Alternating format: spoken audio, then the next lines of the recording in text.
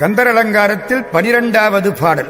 முந்தின பாடலில் மயிலின் பெருமை, இந்த பாடலில் சேவலின் பெருமை.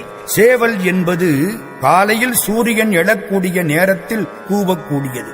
ஞான சூரியன் எழுவான் என்பதை காட்டுவது இந்த சேவல். இந்த சேவல் சிறகை அடிச்சுதான். அப்படி சிறகை அடிச்ச உடனே என்ன ஆயிற்று? சமுத்திரம் கிளிபட்டதான், உடைஞ்சு போச்சான். அண்ட முகடுகள் இடிந்து உதிர்ந்தன, நட்சத்திர கூட்டங்கள் தடுமாறி போயின, மலைகளும் மேரு மலையும் தூள்பட்டு இடிந்து விட்டன. எப்போ? சேவல் சிறகை அடிச்சுதான். இந்த காலையில கூவுற பொழுது இந்த சிறகை அடிச்சு கூவும். சிறகை அடிச்ச உடனே இந்த பாடாய் போயிடுச்சான். சேவலுக்கு அவ்வளவு ஆற்றல்.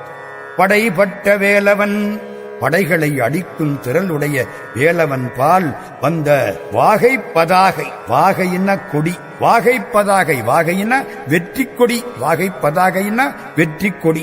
வாகை பதாகை என்னும் வெற்றியை தெரிவிக்கக்கூடிய கொடி என்று சொல்லப்படுகின்ற அந்த சேவல் தடைபட்ட சேவல். அது என்ன தடைபட்ட சேவல்? சூரன் சேவலும் மயிலும் ஆனான். அப்படி ஆன பொழுது மிக வேகமாக திரிந்தான். அதன் ஆற்றலை முருகப்பெருமான் அடக்கினார். மற்றவர்கள் அதை கொல்ல நினைத்த பொழுது பறவைகளை கொல்லக்கூடாது என்று தடுத்து ஆட்கொண்டார்.